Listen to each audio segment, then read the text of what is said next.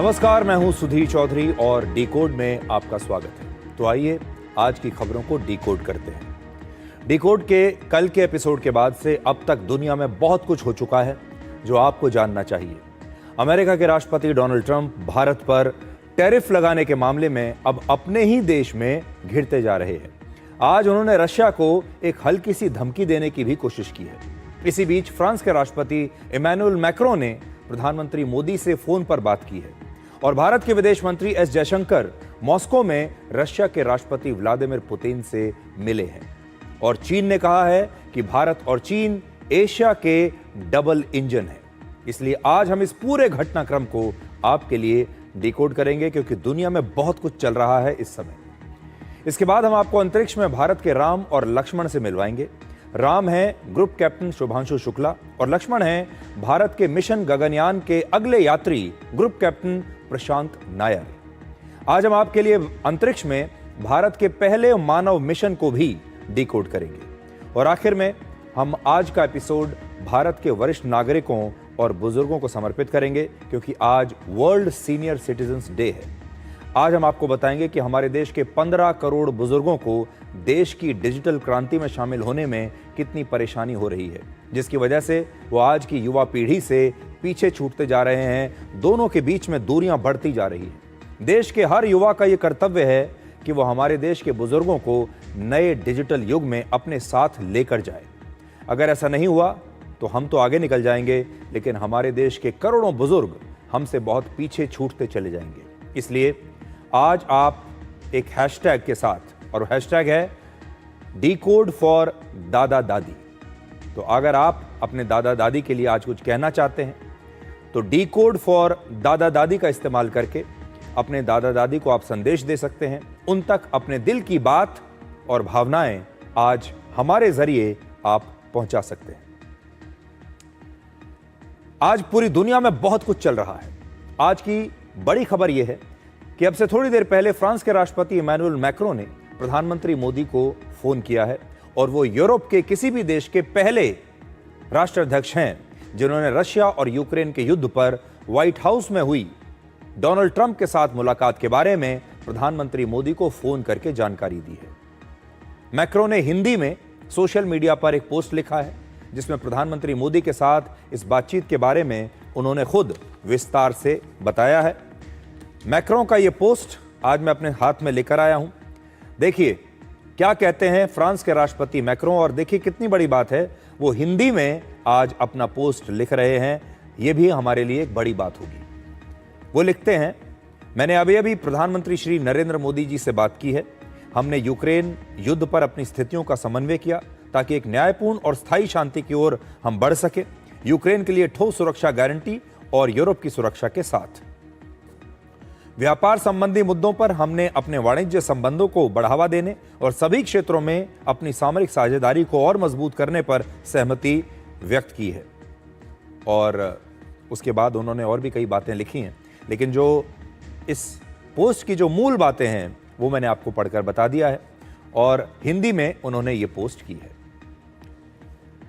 तो मैक्रों, आपको याद होगा अभी कुछ समय पहले जब व्हाइट हाउस में अमेरिका के राष्ट्रपति डोनाल्ड ट्रंप ने एक बैठक बुलाई थी यूक्रेन के राष्ट्रपति के साथ, जहां यूक्रेन के राष्ट्रपति के साथ यूरोप के कई देशों के प्रधानमंत्री और राष्ट्रपति भी गए थे। और उस बैठक के बाद यूरोप के ये पहले राष्ट्राध्यक्ष हैं जिन्होंने प्रधानमंत्री मोदी को इस विषय पर फोन किया है और उन्हें पूरा अपडेट किया है।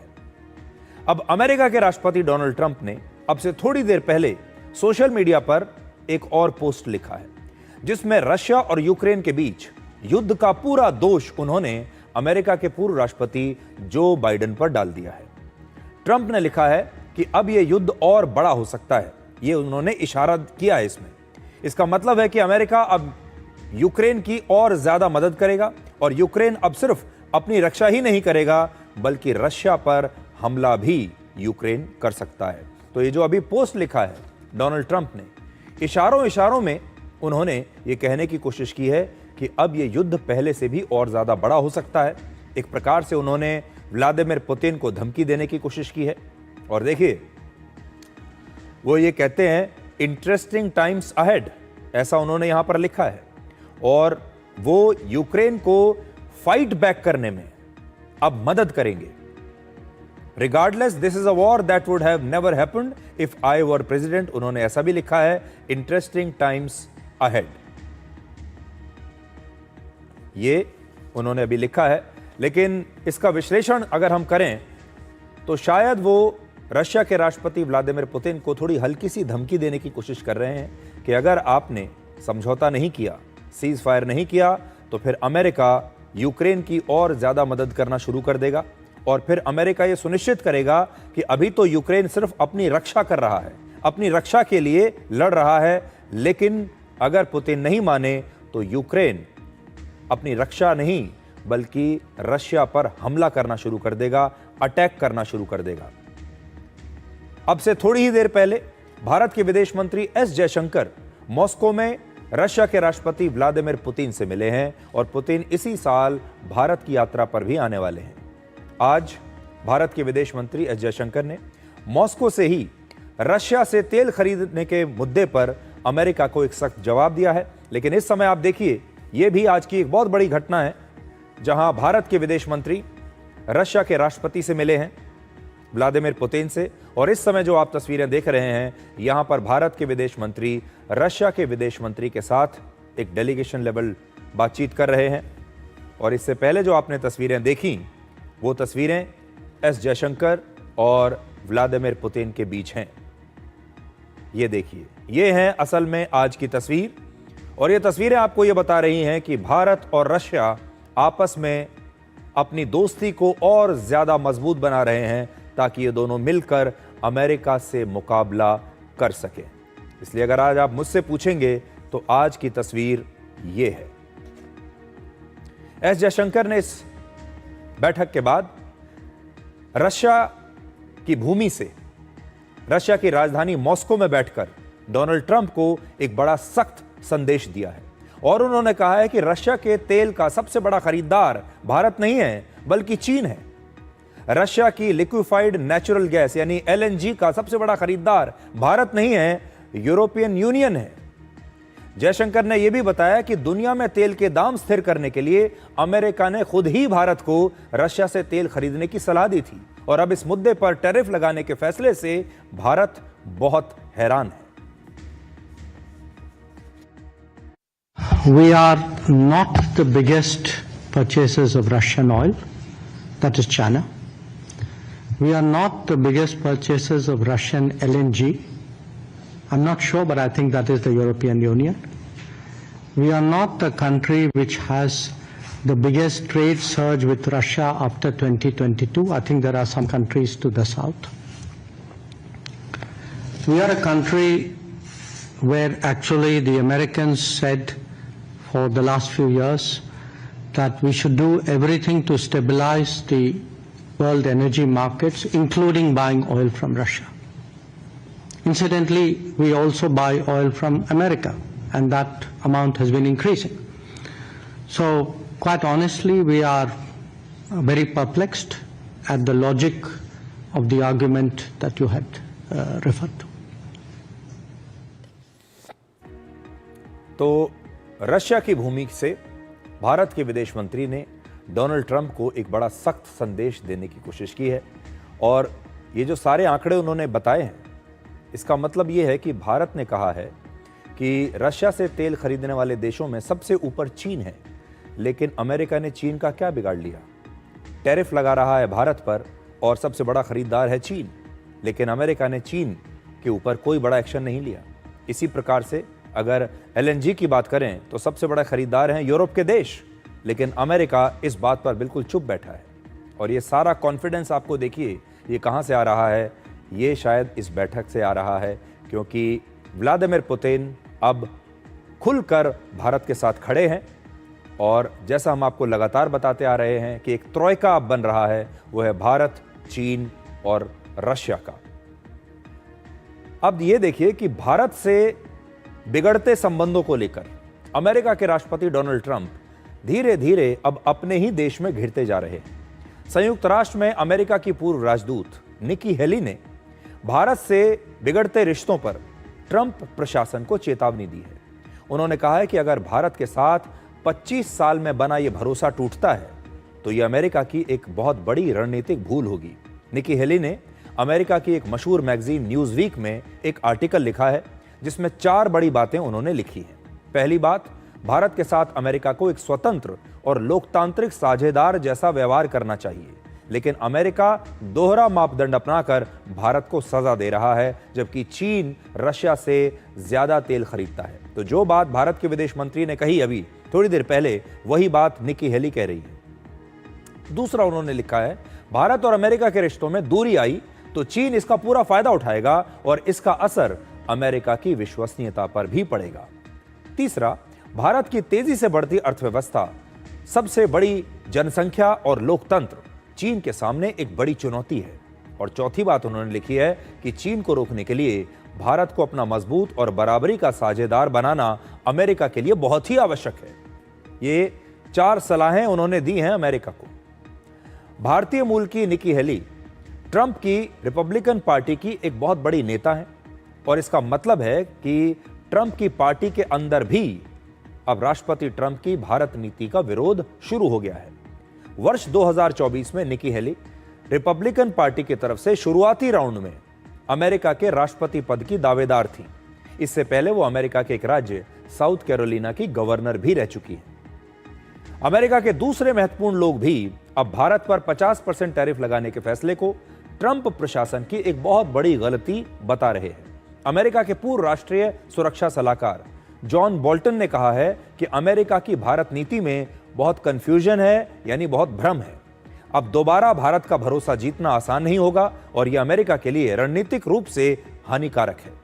अमेरिका के एक मशहूर अर्थशास्त्री जेफरी सेक्स ने भारत पर टैरिफ को अमेरिकी विदेश नीति का सबसे मूर्खतापूर्ण कदम बताया है और अमेरिका के एक प्रसिद्ध पत्रकार फरीद जकारिया भी ये कह रहे हैं कि ट्रंप का टैरिफ वॉर भारत और अमेरिका के संबंधों को बहुत जल्द खत्म कर सकता है, जिसके बाद भारत रशिया से अपने संबंधों को मजबूत कर सकता है और चीन के साथ भी रिश्तों में सुधार की संभावना बढ़ जाएगी।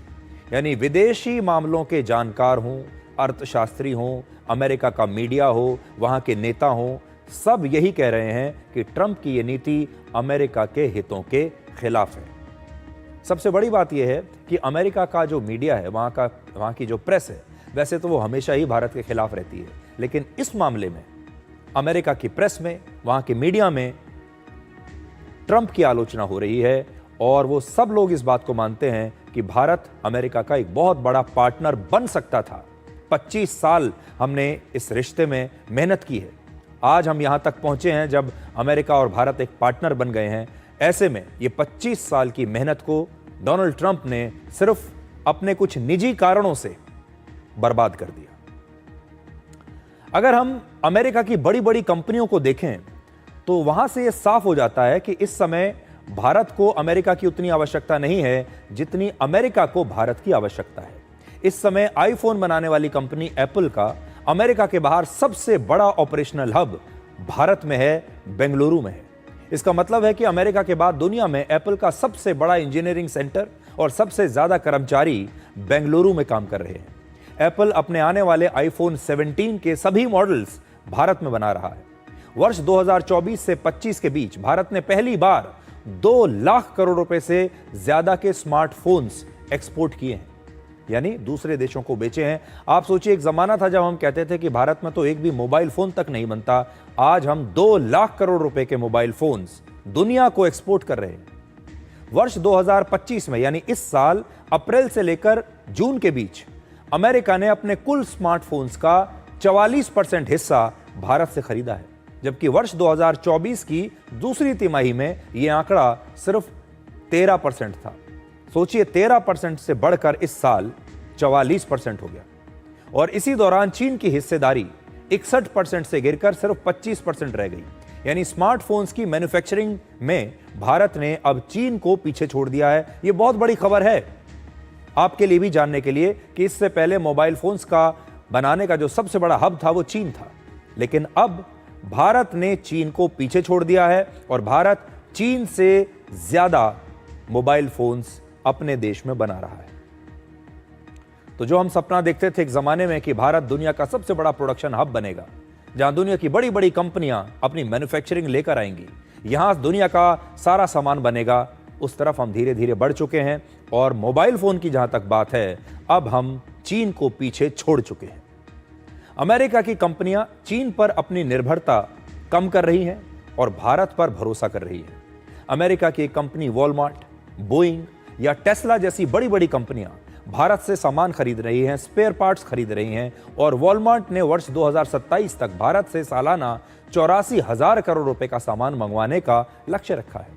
और इसकी एक ही वजह है, भारत में बने सामान की औसत कीमत अमेरिका में बनी वस्तुओं की तुलना में 15% कम होती है। यानी भारत से सामान खरीदने में अमेरिका का ही फायदा है। भारत में जो सामान बन रहा है उसका दाम कम है और उसमें दम ज्यादा है।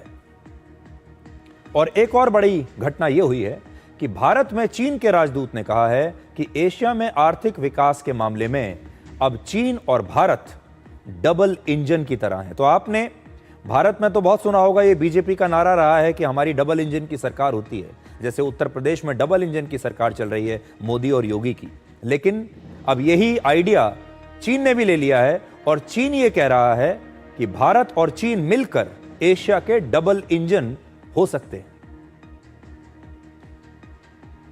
China-India friendship benefits Asia. China and India are the double engines of economic growth in Asia. Today, as long as China and India live in harmony and achieve mutual success, we can continue the Asian miracle in the turbulent international situation and serve as the ballast stone in safeguarding Asia's security and stability. China-India unity benefits the world at large. Mahatma Gandhi once said, "Unity is strength. When there is teamwork and collaboration, wonderful things can be achieved." Let us join hands and work hard for a stronger Asia and a better world. And together we can open a new chapter of Dragon-Elephant Tango. Thank you very much. Dhanyavad. Thank you.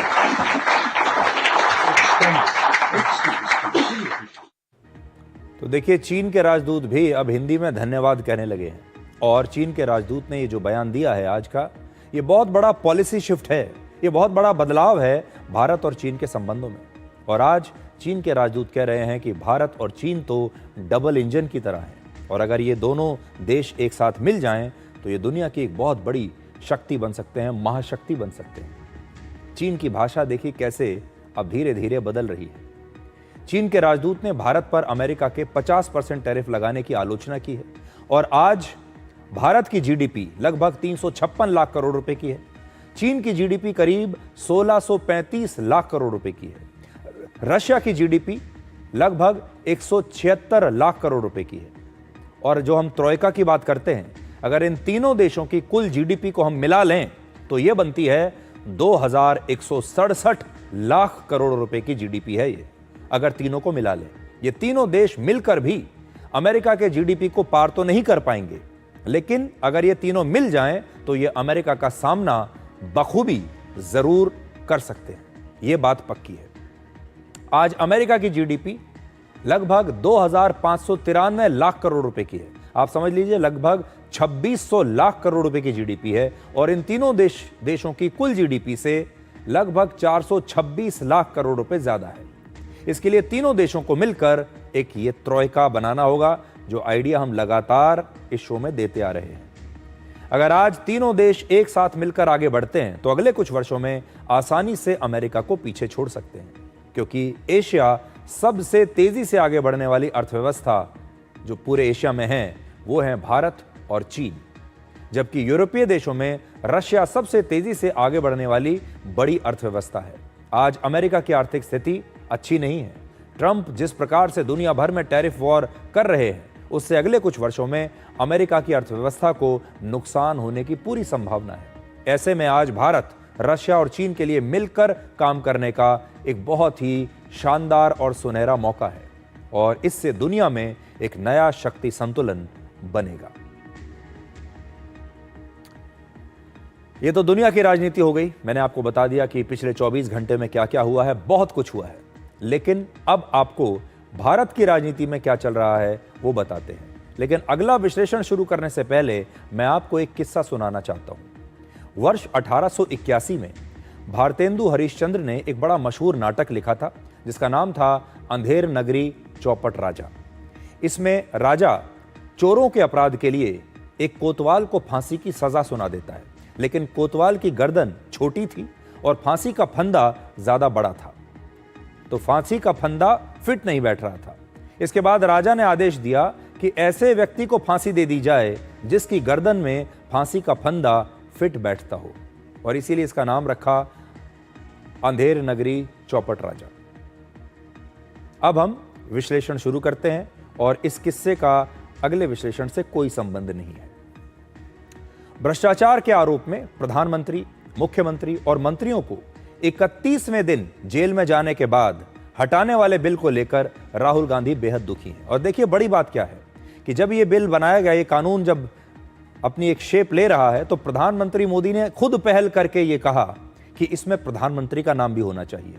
यानी अगर प्रधानमंत्री खुद भी गिरफ्तार हो जाए किसी अपराध में, ऐसे अपराध में जिसकी सजा 5 साल से ज्यादा है, और 30 दिन तक अगर प्रधानमंत्री भी जेल में रह जाए, तो फिर उसे इस्तीफा देना होगा, और 31वें दिन अगर इस्तीफा नहीं दिया तो 31वें दिन उनका पद अपने आप चला जाएगा। और इस पूरे बिल में उन्होंने प्रधानमंत्री को भी शामिल किया है। लेकिन राहुल गांधी इससे बड़े नाराज हैं। राहुल गांधी ये कहते हैं कि प्रधानमंत्री मोदी देश को पुराने जमाने में, मध्यकाल में धकेल कर ले जा रहे हैं, जब राजा का मूड ही कानून होता था और राजा के मूड के हिसाब से फैसले हुआ करते थे, और राजा अपने मूड के हिसाब से किसी को भी हटा सकता था। राजा का अगर मूड अच्छा है, राजा खुश है, तो वो कुछ फैसले ले सकता है। अगर राजा उस दिन दुखी है, नाराज है, तो वो कुछ और फैसले ले सकता है। ये इशारा कर रहे हैं राहुल गांधी कि भाई देखिए, अब तो ये पूरा देश राजा के मूड पर चलेगा। और वो कहते हैं कि इसमें लोकतांत्रिक तरीके से चुने गए व्यक्ति का अब कोई महत्व ही नहीं रह जाएगा। राजा को जिसका चेहरा पसंद नहीं आता था उसे वो गिरफ्तार करवा देता था, और राहुल गांधी राजा के यहां मूड की बात कर रहे हैं कि अब आगे भी यही होगा। राजा को जो पसंद नहीं आएगा उसे गिरफ्तार करवा लेंगे। और राहुल गांधी जो है ये सारी बातें करके कह रहे हैं कि देखिए, लोकतंत्र में तो चुने हुए जो प्रतिनिधि हैं वो सबसे महत्वपूर्ण होते हैं। आज वो ये बताने की कोशिश कर रहे हैं। लेकिन राहुल गांधी कांग्रेस के 54 साल के शासन में गांधी परिवार के मूड स्विंग्स के बारे में बताना भूल गए। इसलिए आज जो हमारी खबर है, जो विश्लेषण है, ये गांधी परिवार के मूड के बारे में है, गांधी परिवार के मूड स्विंग्स के बारे में है। राहुल गांधी ने राजा के मूड की बात की है। आज हम आपको बताते हैं कांग्रेस पार्टी के शीर्ष पर जो गांधी परिवार बैठा है उसके मूड के बारे में बताते हैं कि उसका मूड कब कब कैसे कैसे बदल जाता है, और ये मूड स्विंग्स देश को कितने महंगे पड़े हैं। सच्चाई ये है कि गांधी परिवार के मूड स्विंग्स की इस देश ने और हमारे संविधान ने बड़ी महंगी कीमत चुकाई है। ये विश्लेषण ध्यान से सुनिएगा। गांधी परिवार के मूड स्विंग्स की वजह से देश में इमरजेंसी लगी, दर्जनों चुनी हुई राज्य सरकारों को बर्खास्त किया गया, कई मंत्रियों को उनके पद से रातों रात हटा दिया गया। गांधी परिवार के मूड स्विंग्स का जो सिलसिला है इंदिरा गांधी के जमाने से शुरू हुआ और अब राहुल गांधी के जमाने में भी वैसे ही जारी है। क्या गांधी परिवार के मूड स्विंग्स का इमरजेंसी से बड़ा कोई उदाहरण हो सकता है, आपातकाल से बड़ा उदाहरण? जरा देखिए इंदिरा गांधी के मूड स्विंग्स। इंदिरा गांधी ने 25 जून 1975 को देश में इमरजेंसी लगा दी और पूरा भारत 21 महीने एक जेल की तरह बन गया। विपक्ष के सभी बड़े नेताओं को जेल में डाल दिया, नागरिकों के मौलिक अधिकार छीन लिए गए। इंदिरा गांधी ने ही सबसे पहले सबसे ज्यादा बार धारा 356 का इस्तेमाल करके अलग अलग राज्यों में सरकारों को बर्खास्त करके राष्ट्रपति शासन लगाया था। इंदिरा गांधी ने करीब 40 बार से भी ज्यादा राज्यों में राष्ट्रपति शासन लगाया है, जो अपने आप में एक रिकॉर्ड है। आज राहुल गांधी संविधान को बचाने की बात कर रहे हैं, जबकि सच ये है कि आजादी से लेकर अब तक भारतीय संविधान में सबसे बड़ा बदलाव इंदिरा गांधी ने किया था। नवंबर 1976 में संविधान में 42वां संशोधन किया गया था, जिसमें 50 से ज्यादा बदलाव हमारे संविधान में किए गए थे। उस दिन किसका मूड खराब था? उस दिन किसके मूड से ये बदलाव किए गए थे? इतने ज्यादा बदलावों को देखकर कहा जाता है कि एक छोटा संविधान ही अलग से इंदिरा गांधी ने बना दिया था। इतने सारे बदलाव कर दिए कि अगर इनको लेकर एक अलग संविधान बनाया जाए तो वो भी आपको दिख जाता। और इन बदलावों में संविधान में 3 शब्द समाजवादी, धर्मनिरपेक्ष और अखंडता को जोड़ा गया था। संविधान के इन शब्दों पर आज तक विवाद चल रहा है। इंदिरा गांधी के मूड स्विंग्स के कई राजनीतिक किस्से बड़े मशहूर हैं। वर्ष 1969 में इंदिरा गांधी ने अपनी ही पार्टी के राष्ट्रपति पद के उम्मीदवार को हरवा दिया था। वीवी गिरी और नीलम संजीवा रेड्डी के बीच राष्ट्रपति पद का चुनाव हुआ। नीलम संजीवा रेड्डी कांग्रेस के उम्मीदवार थे और वीवी गिरी निर्दलीय उम्मीदवार थे। वोटिंग से कुछ दिन पहले इंदिरा गांधी ने कांग्रेस के सांसदों और विधायकों से अपनी अंतरात्मा की आवाज सुनकर वोट डालने की अपील की। कांग्रेस के सांसद और विधायक समझ गए कि इंदिरा गांधी क्या कहने की कोशिश कर रही हैं। वो ये बताने की कोशिश कर रही हैं कि अपने ही उम्मीदवार को हरा दो, अपनी आत्मा की आवाज को सुनो। नतीजा ये हुआ कि कांग्रेस के जो प्रत्याशी हैं वो हार गए। वीवी गिरी मामूली अंतर से चुनाव जीत गए और कांग्रेस के उम्मीदवार नीलम संजीवा रेड्डी हार गए। ऐसा बताया जाता है कि इंदिरा गांधी ने नीलम संजीवा रेड्डी को सिर्फ इसलिए हरवा दिया क्योंकि वो उनकी पसंद के उम्मीदवार नहीं थे।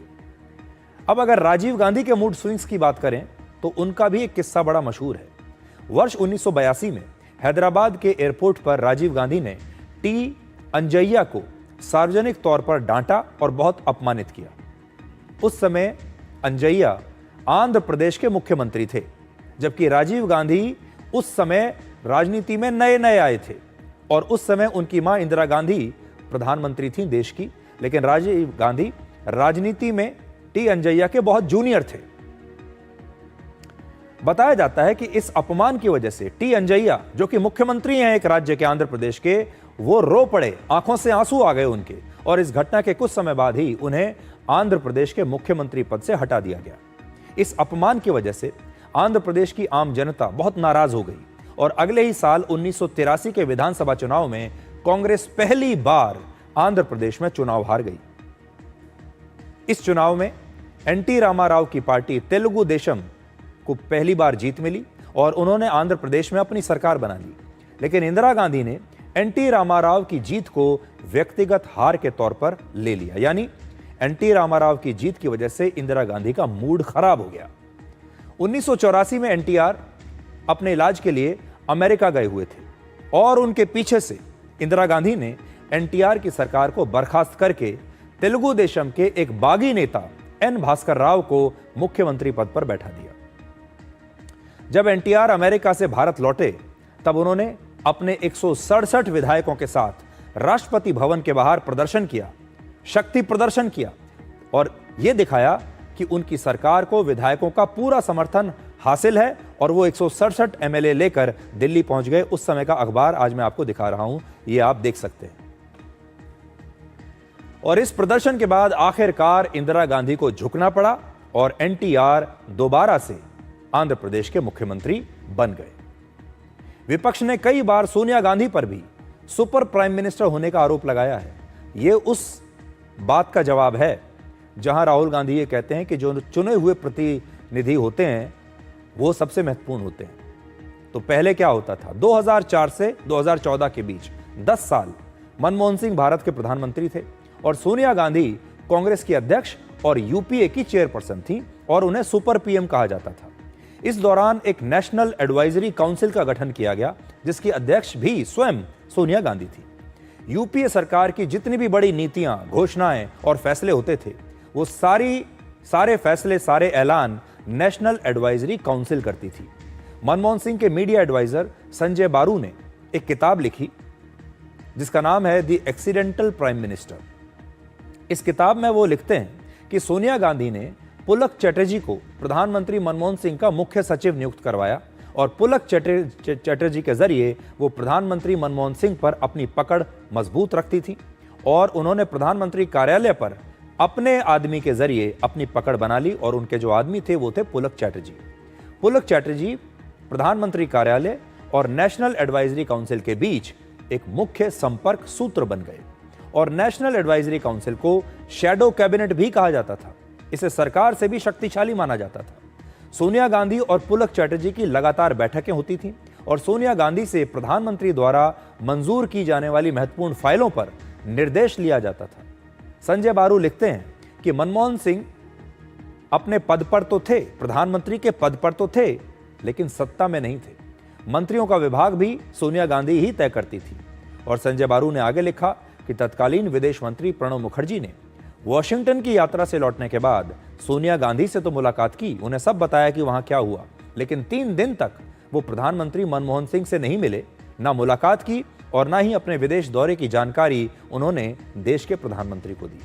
ये सारी बातें आप संजय बारू की किताब में अगर चाहें तो पढ़ सकते हैं, लिखा है उन्होंने। और ये संजय बारू वो व्यक्ति हैं जिन्होंने यूपीए सरकार को बहुत करीब से देखा है, क्योंकि वो मीडिया एडवाइजर रहे हैं प्रधानमंत्री के। राहुल गांधी आज राजा के मूड की बात कर रहे हैं, लेकिन वो अपने मूड के बारे में नहीं बता रहे, अपने मूड स्विंग्स के बारे में बात नहीं कर रहे। इसी महीने कर्नाटक सरकार में सहकारिता मंत्री के.एन. राजन्ना को मंत्री पद से सिर्फ इसलिए हटा दिया गया क्योंकि उन्होंने वोट चोरी के मुद्दे पर राहुल गांधी से अलग स्टैंड ले लिया था। पिछले कुछ वर्षों में आप देखिए कितने सारे हेमंत बिस्वा शर्मा, ज्योतिरादित्य सिंधिया, जितिन प्रसाद, आरपीएन सिंह, मिलिंद देवड़ा, ऐसे बहुत सारे नेता हैं जो कांग्रेस छोड़कर दूसरी पार्टियों में चले गए। ज्यादातर लोग बीजेपी में आ गए। क्या यह सच नहीं है कि इन सभी नेताओं ने राहुल गांधी के इन्हीं मूड स्विंग्स की वजह से कांग्रेस पार्टी को छोड़ने का फैसला किया? तो आज हमें लगा कि राजा का मूड कैसा होता है, ये बात राहुल गांधी ने कही तो है, लेकिन राजा का मूड पहले कैसा रहता था और राजा का मूड का ये जो कॉन्सेप्ट है किस पर ज्यादा लागू होता है, ये भी थोड़ा कांग्रेस के नेताओं को बताया जाए।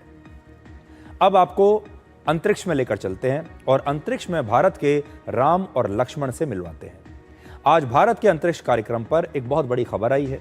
इसरो ने बताया है कि मिशन गगनयान के 80% परीक्षण पूरे हो चुके हैं और बाकी 20% परीक्षण मार्च 2026 तक पूरे हो जाएंगे। इस साल दिसंबर में मिशन गगनयान की पहली अनमैन्ड यानी मानव रहित उड़ान होगी, जिसमें कोई अंतरिक्ष यात्री नहीं बल्कि एक रोबोट जाएगा। और 2027 में ग्रुप कैप्टन शुभांशु शुक्ला सहित 4 अंतरिक्ष यात्री इसी गगनयान मिशन की मदद से अंतरिक्ष में जाएंगे। और 2040 तक भारत ने चंद्रमा की सतह पर अपना एक अंतरिक्ष यात्री उतारने का लक्ष्य रखा है। अब हम आपको भारत के मिशन गगनयान के राम और लक्ष्मण से मिलवाते हैं। तो राम है ग्रुप कैप्टन शुभांशु शुक्ला और लक्ष्मण है भारत के मिशन गगनयान के अगले यात्री ग्रुप कैप्टन प्रशांत नायर। आज इसरो के चेयरमैन के साथ इन दोनों ने एक प्रेस कॉन्फ्रेंस की जिसमें डॉक्टर जितेंद्र सिंह भी शामिल थे। और प्रशांत नायर ने आज क्या कहा आपको वो सुनना चाहिए। शुभांशु शुक्ला ने आज क्या कहा, क्योंकि देश के मीडिया के सामने आज ये दोनों लोग पहली बार आए थे। A few months from now, we're going to be having Diwali. And that's the time when Sri Ramji entered Ayodhya. Over here right now, to the Ram that is Shuks, if I can call myself Lakshman, it feels like there's Diwali here today when all our countrymen are here to receive us. But remember, even though I'm elder to Shuks, I would love to be Lakshman to this Ram any day. That's how professional he is. But remember, even Sri Ramji and Lakshman got a lot of help from the entire Vanar Sena, that is our fantastic ISRO team. Thank you, Hanuman and team, and also from the Devtas, the entire gang out here.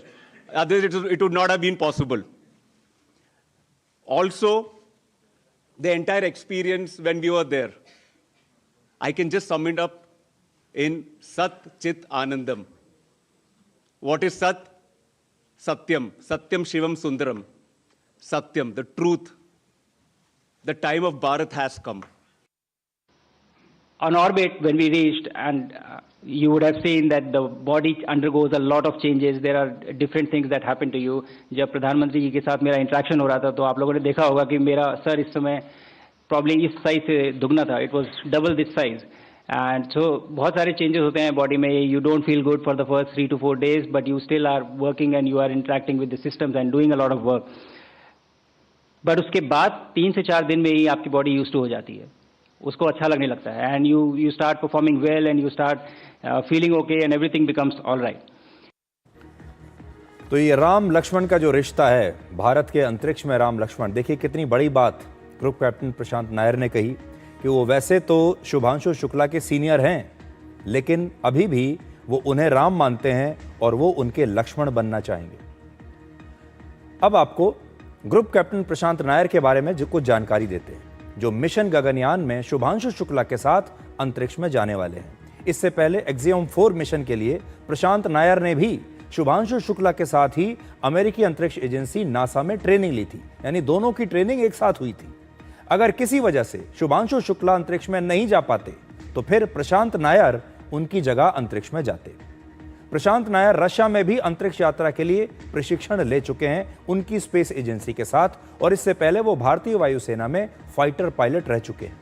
Mission Gaganyaan में भारत का एक अंतरिक्ष यान 4 अंतरिक्ष यात्रियों के साथ पृथ्वी की कक्षा में 400 किलोमीटर की ऊंचाई तक भेजा जाएगा।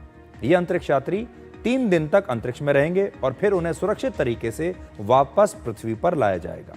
मिशन गगनयान के लिए करीब 20,000 करोड़ रुपए का बजट रखा गया है और पिछले 10 वर्षों में ही इसरो का बजट करीब 3 गुना बढ़ाया जा चुका है। इससे आप समझ सकते हैं कि भारत अपने स्पेस प्रोग्राम्स को लेकर कितना गंभीर है। इससे पहले सोवियत संघ, अमेरिका और चीन ही अंतरिक्ष में अपना मानव मिशन भेज चुके हैं और भारत ऐसा करने वाला दुनिया का चौथा देश होगा।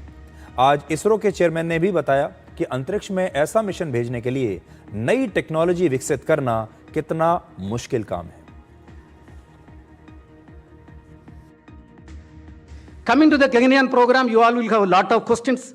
It is a very technologically intensive, complex mission. In fact, I am happy to say that almost 80% tests are completed and 20% tests are targeted before March 2026. And this year, we have done, in the recent past, last 4 months, lot of accomplishments are done in this area, and the first uncrewed mission, G1, is going to be lifted off this year end, maybe close to December. And in that, the Biomitra, a half-humanoid, you can see the photograph, that is going to fly. तो आपने देखा कि शुभांशु जब आए हैं वापस, शुभांशु शुक्ला जब से अंतरिक्ष से वापस लौटे हैं, प्रधानमंत्री मोदी से उन्होंने मुलाकात की। आज उन्होंने एक प्रेस कॉन्फ्रेंस की है और आज ही उन्होंने रक्षा मंत्री राजनाथ सिंह से भी मुलाकात की है।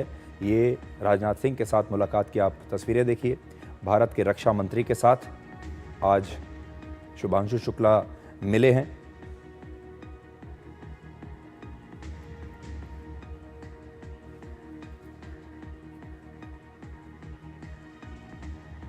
आप कह सकते हैं कि शुभांशु शुक्ला इस नए युग के हीरो हैं और अब हमारे देश में ही आप देखिएगा आने वाले समय में बहुत सारे ऐसे बच्चे आपको देखने को मिलेंगे, बहुत सारे युवा आपको ऐसे देखने को मिलेंगे जो अब खुद एस्ट्रोनॉट बनना चाहेंगे। तो जब कोई एक व्यक्ति पूरे देश में किसी प्रकार की सफलता हासिल करता है या कोई एक एजेंसी जब कोई बड़ी सफलता हासिल करती है, तो आप सोचिए वो कितने सारे युवाओं को, कितने सारे बच्चों को प्रेरित करते हैं कुछ अच्छा करने के लिए। और ये हमारे रोल मॉडल्स हैं, ये हमारे हीरोज़ हैं। इसलिए मैं तो आपसे कहूँगा कि आप हमारे इन रोल मॉडल्स की, हमारे इन हीरोज़ की कहानियाँ अपने बच्चों को ज़रूर सुनाएं। आपके घर में अगर कोई युवा हैं तो उन्हें ये कहानी आपको ज़रूर सुनानी चाहिए। यही हमारे हीरोज़ हैं। फिल्में देखने की बजाय आप फिल्मों में जो नायक हैं, जो एक्टर्स हैं, उन्हें तो आप हीरो मानते हैं, लेकिन इन्हें हीरो नहीं मानते। और हो सकता है आने वाले समय में अगर कोई फिल्म बनेगी शुभांशु शुक्ला के ऊपर, तो आप उस फिल्म को देखने के लिए जाएंगे और जो एक्टर शुभांशु शुक्ला का रोल करेगा उसे आप अपना हीरो मान लेंगे। लेकिन यकीन मानिए असली हीरो शुभांशु शुक्ला हैं, इन्हें अपना हीरो मानिए। अब जो हमारा अगला विश्लेषण है वो हमारे देश के बुजुर्गों को समर्पित है। और अगर आपके घर में कोई बुजुर्ग हैं, कोई सीनियर सिटीजन्स हैं, तो ये विश्लेषण उनके लिए है और उन्हें ये विश्लेषण आप जरूर दिखाइए। इसलिए अब हम जिस खबर को डिकोड कर रहे हैं वो हमारे देश के लगभग 15 करोड़ बुजुर्ग लोगों के बारे में है। और वो आज हम क्यों कह रहे हैं? क्योंकि आज वर्ल्ड सीनियर सिटीजन्स डे है, यानी आज का दिन वरिष्ठ नागरिक और बुजुर्गों को समर्पित है।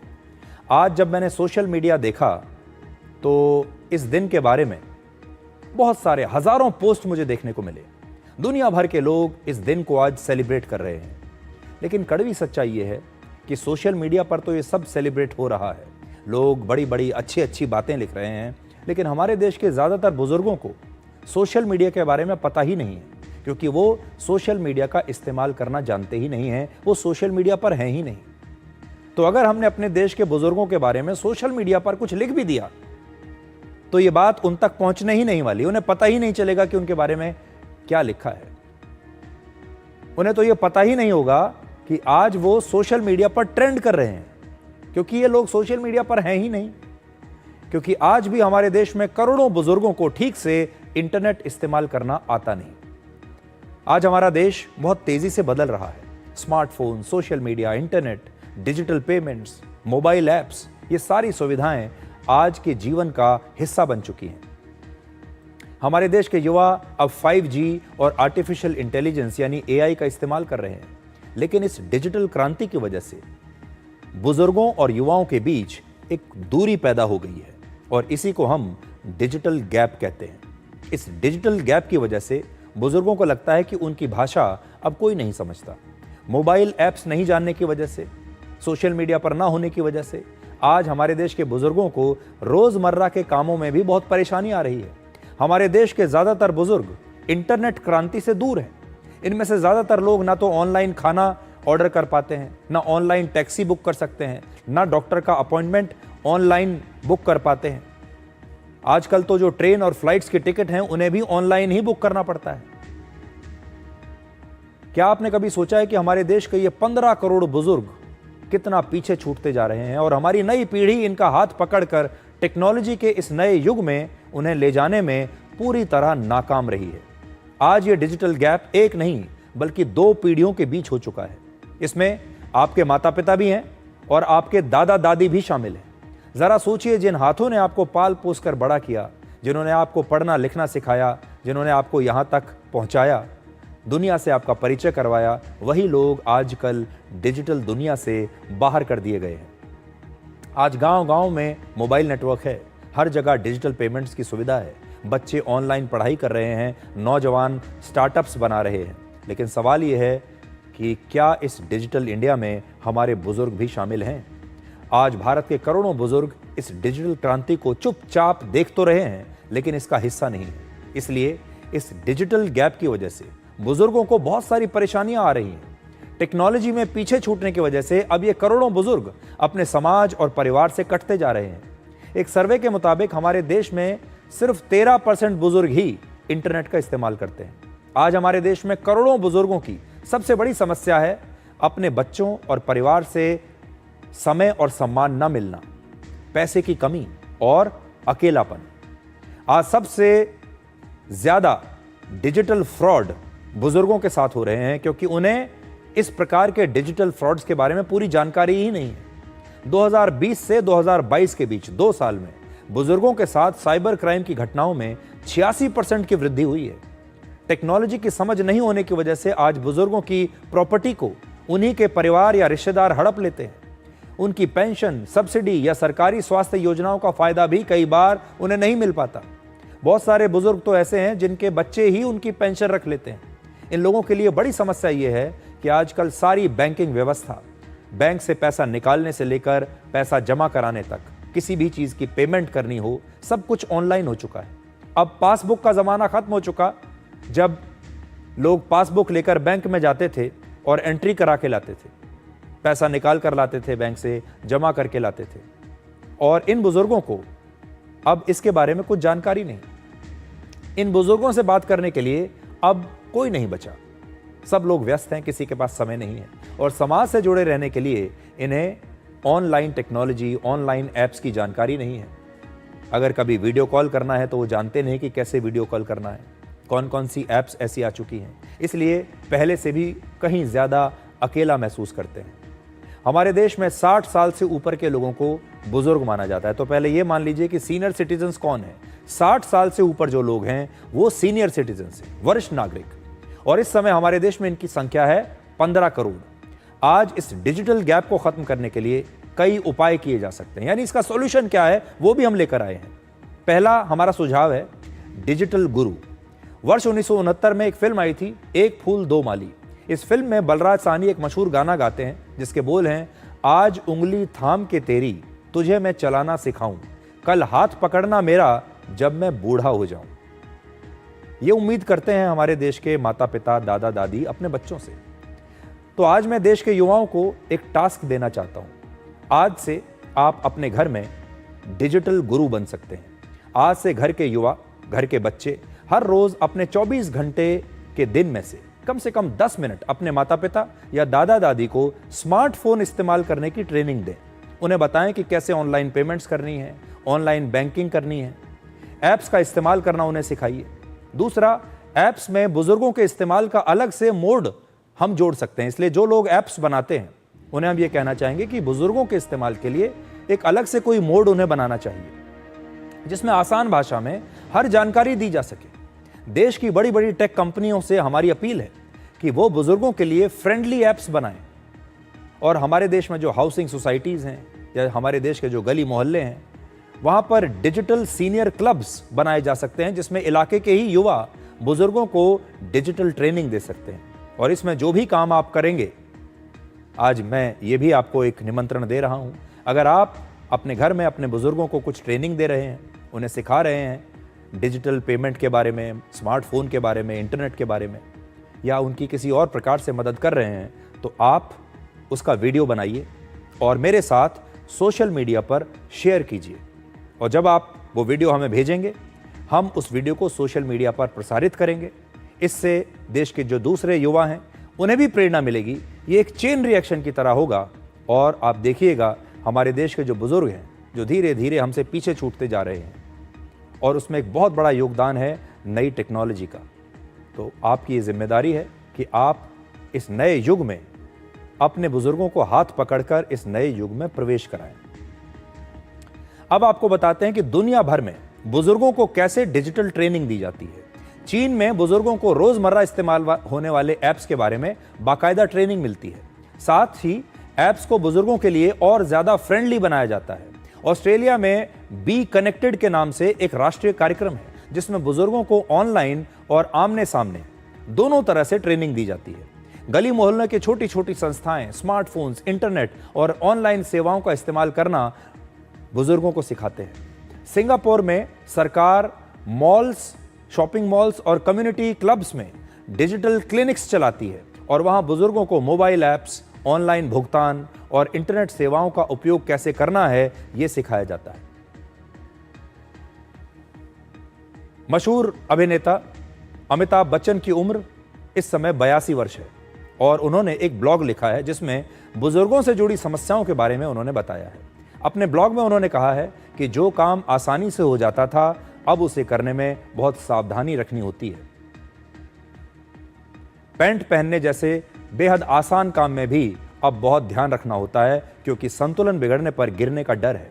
अब हर काम रूटीन के साथ करना होता है। शरीर को संभालने के लिए किसी न किसी सामान को पकड़कर खड़ा होना होता है, उसको पकड़ना पड़ता है। यानी यार हर जगह आपको सहारे की आवश्यकता है।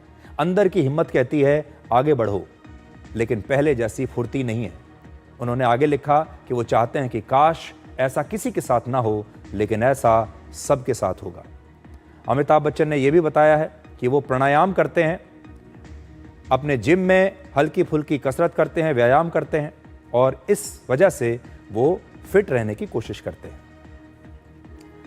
आज आप क्या कर सकते हैं? आपके लिए एक हैशटैग लेकर आए हैं और वो है हैशटैग डिकोड फॉर दादा दादी, क्योंकि ये जो हमारा विश्लेषण है ये हमारे देश के दादा दादी को समर्पित है। तो ये हैशटैग आप नोट कर लीजिए, हैशटैग डिकोड फॉर दादा दादी। आप इसका इस्तेमाल करके अपने दादा दादी को संदेश दे सकते हैं, उनके साथ अपना एक वीडियो बना सकते हैं। आपके मन में अगर कोई भावनाएं हैं, आपके दिल की कोई बात है, तो वो आप हम तक पहुंचा सकते हैं। तो ये एक हमारी नई पहल है इस देश के बुजुर्गों के लिए। वो बुजुर्ग जो अपने आप को अब अकेला महसूस करते हैं, वो बुजुर्ग जो ये सोचते हैं कि अब आज की पीढ़ी के पास उनके लिए समय नहीं है, उनके परिवार के पास, परिवार के बच्चों के पास अब समय नहीं है। और अगर वो चाहते भी हों कि अपने बच्चों से संपर्क में रहें, तो ये जो टेक्नोलॉजी है ये उनकी समझ में नहीं आती। इसलिए बहुत ज़रूरी है कि अगर आप अपने घर के बुजुर्गों को अपने साथ कनेक्टेड रखना चाहते हैं तो उन्हें आप टेक्नोलॉजी की ट्रेनिंग जरूर दीजिए। अब एक छोटा सा ब्रेक, और ब्रेक के बाद आपको दिखाएंगे कि भारत और पाकिस्तान के बीच क्रिकेट मैच पर सरकार का एक नया फैसला आया है। वो फैसला क्या है और भारत और पाकिस्तान के बीच जो आने वाला क्रिकेट मैच होगा, क्या वो मैच खेला जाएगा या नहीं, ये आपको इस फैसले को पढ़कर पता चल जाएगा।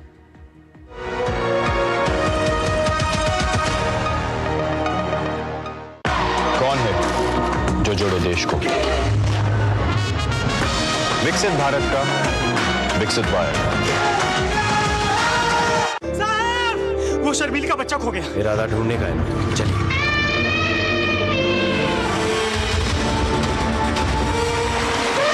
वो उधर।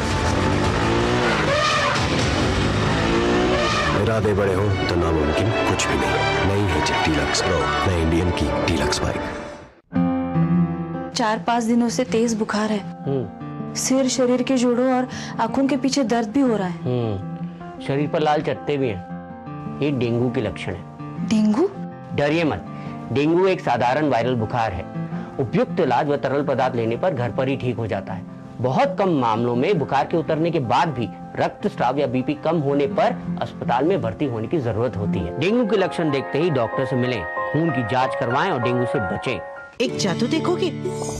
आशीर्वाद बीकानेरी बेसन के स्वाद का जादू। 100% बीकानेरी चना दाल से बना। आशीर्वाद बीकानेरी बेसन की क्वालिटी ही है इतनी खास, इसमें ना आए कोई गांठ, स्वाद खूब भाए, गांठ नहीं बस घुलता जाए।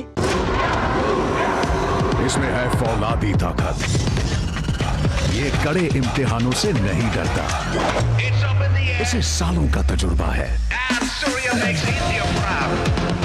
इसलिए मैं भी सूर्या पाइप्स का फैन हूँ। देश की तरक्की के सच्चे साथी। सूर्या है तो भरोसा है। कौन है जो जोड़े देश को? विकसित भारत का विकसित वायर।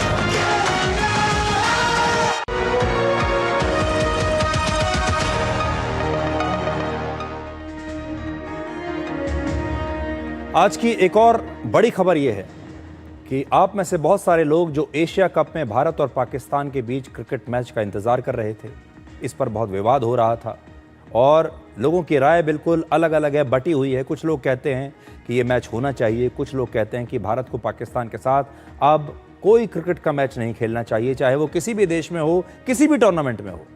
लेकिन आज भारत सरकार ने इस मैच की अनुमति एक प्रकार से दे दी है। खेल मंत्रालय ने इंटरनेशनल और मल्टीनेशनल खेलों को लेकर आज नए नियम जारी किए हैं। इसके मुताबिक भारत और पाकिस्तान के बीच अब कोई द्विपक्षीय मैच नहीं होगा, ना ही ऐसे किसी मैच के लिए भारतीय टीम पाकिस्तान जाएगी या पाकिस्तान की टीम कभी भारत आएगी। लेकिन एशिया कप या वर्ल्ड कप जैसे अंतर्राष्ट्रीय मुकाबले जिनमें भारत और पाकिस्तान के अलावा और भी देश खेल रहे हैं, ऐसे मैचों में भारत पाकिस्तान के साथ मैच खेल सकता है। आज आपको यह जानना चाहिए कि बायलैटरल मैच का मतलब क्या होता है, क्योंकि एक शब्द बायलैटरल यहां पर इस्तेमाल किया गया है। तो इसका मतलब यह है, बायलैटरल यानी द्विपक्षीय मुकाबला नहीं होगा अगर दोनों देशों के बीच कोई सीरीज खेली जा रही है। जैसे अभी आपने देखा होगा कि भारत की टीम इंग्लैंड गई थी, या इंग्लैंड की टीम कभी भारत आती है, किसी और देश की टीम भारत आती है, दोनों देशों के बीच एक सीरीज खेली जाती है। इसे हम बायलैटरल मैच कहते हैं, बायलैटरल सीरीज कहते हैं। तो ऐसे किसी भी मैच के लिए भारतीय टीम ना तो कभी पाकिस्तान जाएगी या पाकिस्तान की टीम कभी भारत आएगी। लेकिन एशिया कप या वर्ल्ड कप जैसे जो अंतर्राष्ट्रीय मुकाबले हैं जिनमें भारत और पाकिस्तान के अलावा और देश भी खेल रहे हैं, ऐसे मैचों में भारत पाकिस्तान के साथ खेल सकता है। यानी अब भारतीय खिलाड़ी केवल मल्टीलैटरल मैच ही खेलेंगे। अगर ऐसा कोई अंतर्राष्ट्रीय आयोजन भारत में हो रहा है, तब भी पाकिस्तान की टीम भारत आकर खेल सकती है। तो अब एक और छोटा सा ब्रेक, और ब्रेक के बाद आपको दिखाएंगे डीकोड जिंदगी, जिसमें आपको देखने के लिए मिलेगा आज का विचार।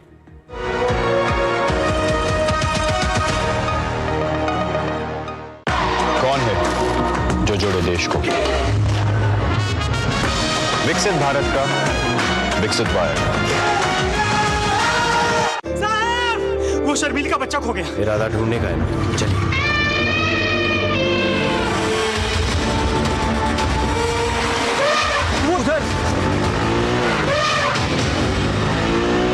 इरादे बड़े हो तो नामुमकिन कुछ भी नहीं। नहीं है जब डीलक्स प्रो, नए इंडियन की डीलक्स बाइक। इस घर में अंडे देने से हमें कोई नहीं रोक सकता। मैं रोक सकता हूँ। तुम्हें पता नहीं, हमें एडीज मच्छर जो फैलाते हैं डेंगू और चिकनगुनिया। मास्टर जी ने स्कूल में डेंगू मच्छर से बचने की सारी जानकारी दी है। अच्छा बच्चों, हमें चैलेंज जगह तो जरूर मिलेगी। नहीं मिलेगी, नहीं मिलेगी। यहाँ तो पूरे इंतजाम है। डेंगू की रोकथाम के लिए कूलरों के पानी को हर हफ्ते बदलें। बाल्टी और टंकियों को अच्छी तरह से ढक कर रखें। पूरी आस्तीन के कपड़े पहने। मच्छर भगाने वाली क्रीम, कॉइल और अगरबत्ती का इस्तेमाल करें। डेंगू से लड़े मतलब डेंगू से बचे। एक जादू देखोगे? आशीर्वाद बीकानेरी बेसन के स्वाद का जादू। 100% बीकानेरी चना दाल से बना। आशीर्वाद बीकानेरी बेसन की क्वालिटी ही है इतनी खास, इसमें ना आए कोई गांठ। स्वाद खूब भाए, गांठ नहीं, बस घुलता जाए। इस देश की हर माँ, बच्चे, बूढ़े, जवान, खिलाड़ी, डॉक्टर, इंजीनियर, सबको गाय भैंस की दूध की शक्ति पर भरोसा है। पर जब इन पशुओं को कपिला पशु आहार मिलेगा, तभी तो दूध सिर्फ ज्यादा ही नहीं, शक्ति से भरपूर भी होगा। कपिला पशु आहार, देश का नंबर 1 पशु आहार। इसमें है फौलादी ताकत। ये कड़े इम्तिहानों से नहीं डरता। इसे सालों का तजुर्बा है। इसलिए मैं भी सूर्या पाइप्स का फैन हूँ। देश की तरक्की के सच्चे साथी। सूर्या है तो भरोसा है। आयुष के पापा के लिए लाई थी ये, सिकुड़कर आयुष के नाम का हो गया है। हमारी खूबसूरत साड़ी का तो रंग ही उड़ा दिया। इसीलिए अपनाए सही डिटर्जेंट 2 डाला का एडवांस फॉर्मूला, जो दे कपड़ों को नई चमक और साथ ही सिकुड़ने से बचाए, चले ज्यादा और पैसे बचाए। इसीलिए अब से जो धोए। गोल्डी मसाले के 100 ग्राम के स्पेशल पैक्स में फ्रेशनेस लॉक है। ऐसे गोल्डी मसाले जहां जाएं रिश्ते बनाएं। कौन है जो जोड़े देश को? विकसित भारत का विकसित भारत।